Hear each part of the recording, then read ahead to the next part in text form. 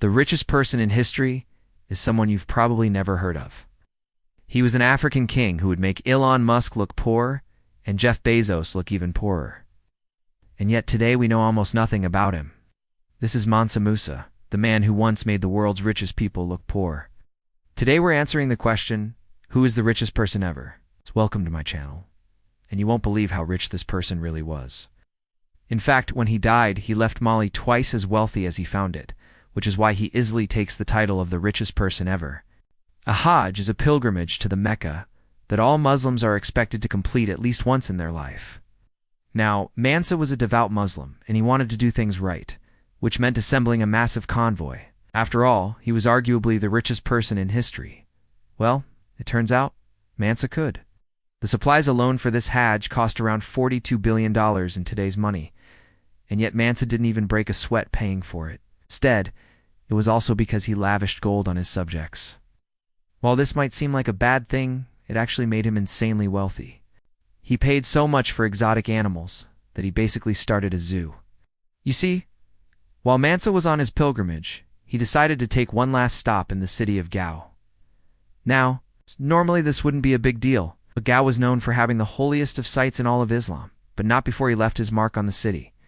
The people of Goa were so greedy that they refused to accept any more gold from Mansa unless they were paid exorbitant amounts of money. They accused him of destroying their economy and basically made him persona non grata in the city. Of course, Mansa didn't take this lying down. He sent his army to punish the people of Goa, but he soon realized that it was a lost cause. The people of Goa had turned against him, and there was no reasoning with them.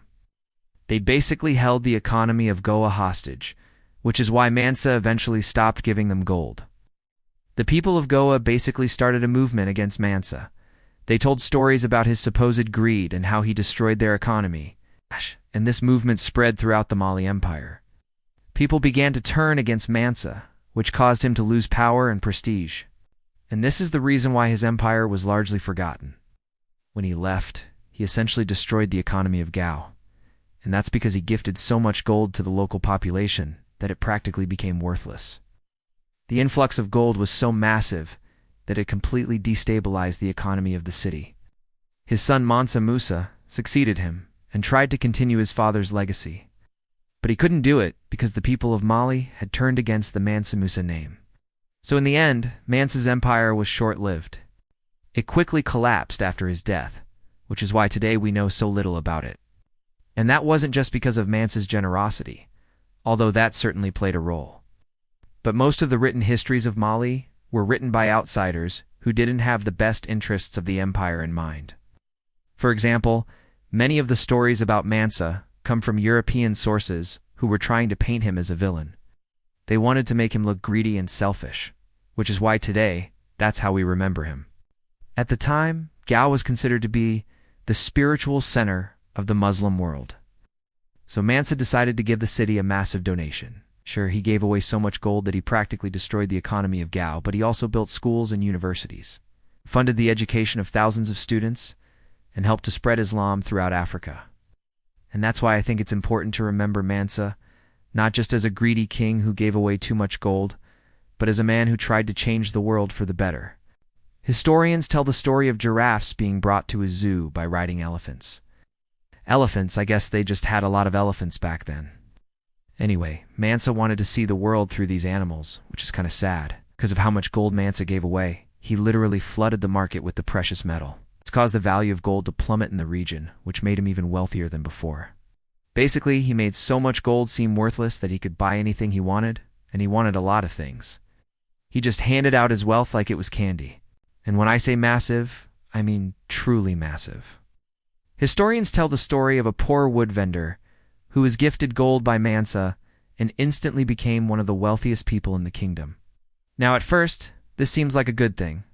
After all, he was improving the lives of the people of Gao and helping to spread education and religion. And he did all of this because he loved Islam and wanted to share it with the world. But it ended up doing more harm than good.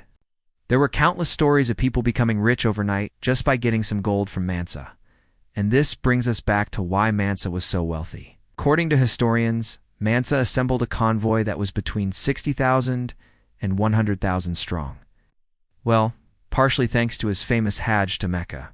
This included soldiers, merchants, laborers, and civilians from across his empire. In fact, it's believed that 1/8 of the entire population of Mali went on this pilgrimage.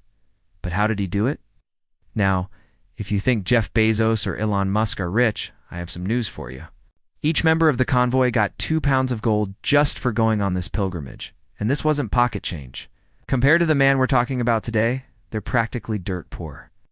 It is estimated that they carried enough food to feed everyone in the convoy, as well as enough gold to give each member 2 pounds of the precious metal. Yes, you heard that right. The empire was also overflowing with ivory, kola nuts, leather, copper, iron, and above all else, slaves. He was the 14th century emperor of the Mali Empire. 2 pounds of gold at the time was worth around 15,000 modern-day dollars. So everyone in the convoy got around $15,000 just for going on this trip. Now that's a generous paycheck. Well, Mansa Musa wasn't just any king. Gold was incredibly valuable at the time, and Mali had more of it than anyone else. But it wasn't just gold either. In fact, during Mansa's reign, slavery was so widespread that it was considered a necessary evil by just about everyone.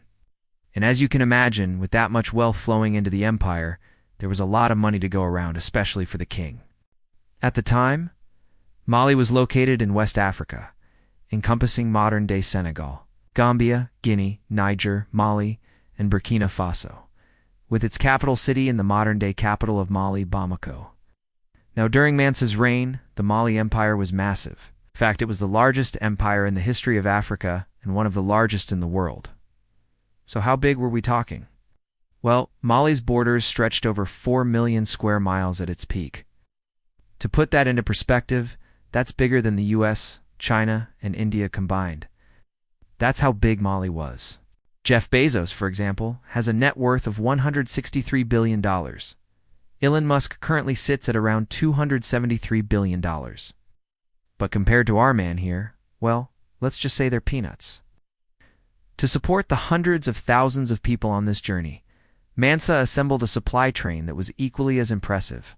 Mansa was so rich that if we adjust his wealth for inflation, he'd be sitting pretty at over $400 billion, making him easily the richest person ever. So who was Mansa, and how did he get so rich?